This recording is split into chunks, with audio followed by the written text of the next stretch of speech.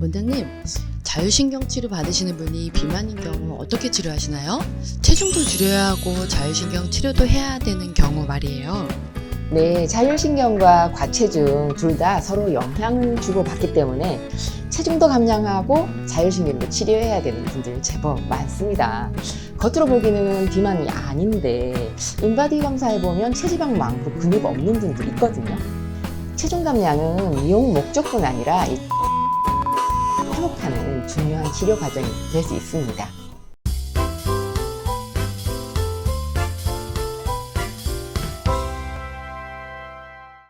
원장님, 안녕하세요. 과체중인 사람의 경우 체중을 줄이는 게 자율신경 치료에 도움이 될까요? 과체중과 비만은요, 이 교감신경을 과활성화시키고 부교감신경을 억제해서 신체의 항상성을 무너뜨리기 때문에 이 체중을 감량해서 교감신경과 부교감신경의 균형을 회복하는 일이 이 자율신경 실조가 있는 비만 환자에게 꼭 필요합니다. 이 비만은 몸만 무거운 게 아니고 이 자율신경의 균형을 무너뜨리고요, 교감신경을 과항진시킵니다.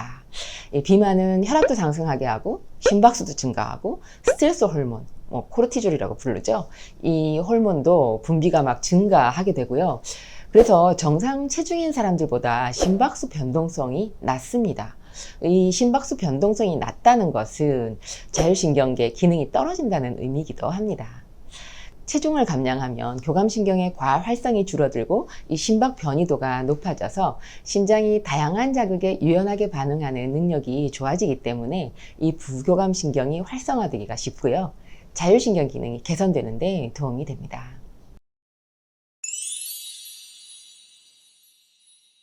아, 그렇구나.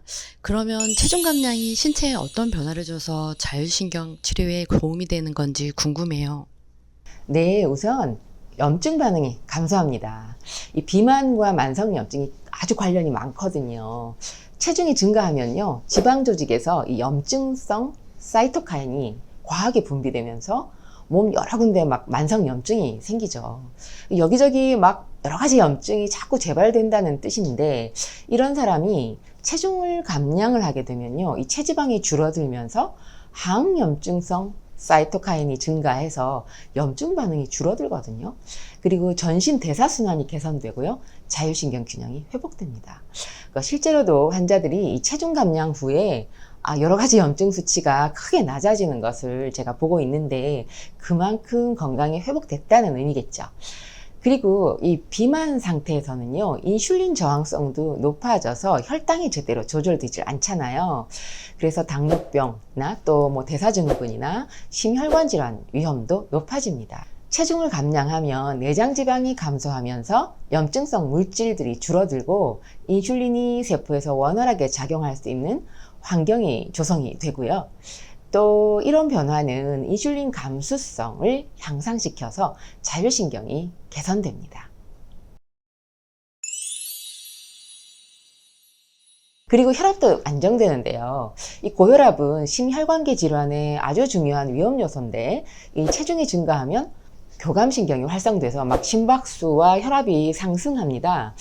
특히 내장지방이 많을수록 이 교감신경의 과활성화 상태가 심해지고요, 또 혈관이 수축해서 혈압이 상승하게 됩니다. 그러니까 이 체중을 감량을 하면 혈압이 자연스럽게 감소를 하고요, 혈관 건강이 개선됩니다.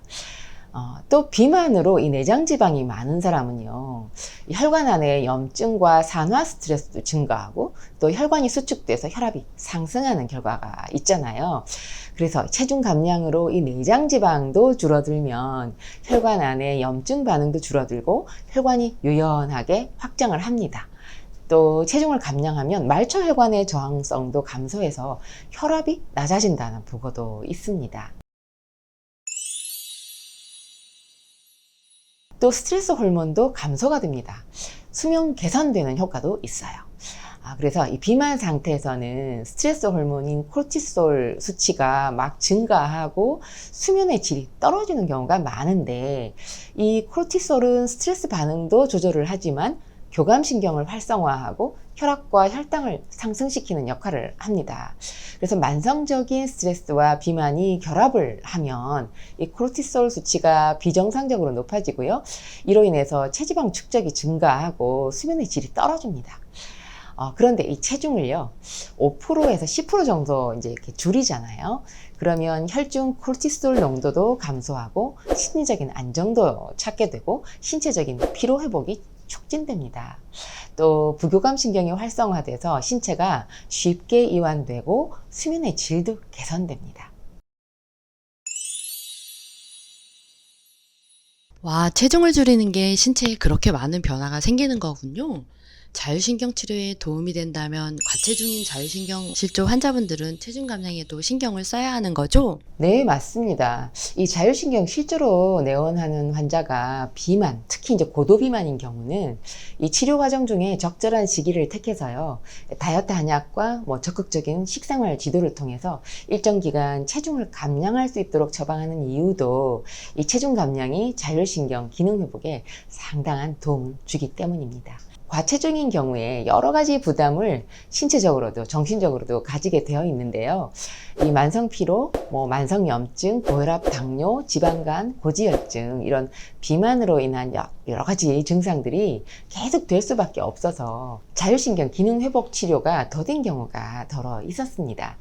이럴 때 체중 감량을 통해서 치료 기간을 단축시킬 수도 있고 또 감량 후에 체중을 오래 유지했을 때 자율신경 기능 회복 치료 효과도 잘 유지되는 것을 알 수 있었습니다.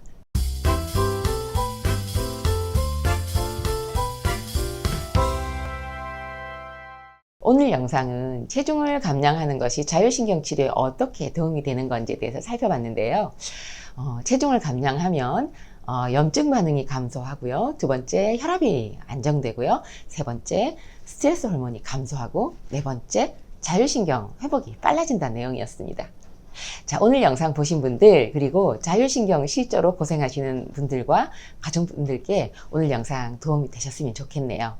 정연의 건강 톡톡 다음 주에도 유익한 건강 정보로 찾아뵙겠습니다. 감사합니다. 여성이 건강해지면 가정이 행복합니다. 여성이 행복한 세상, 건강한 사회가 될 것입니다. 소식 놓치지 않으려면 구독하기 버튼 꾹 하고 눌러주세요. 지금까지 한의학 박사 정희안이었습니다.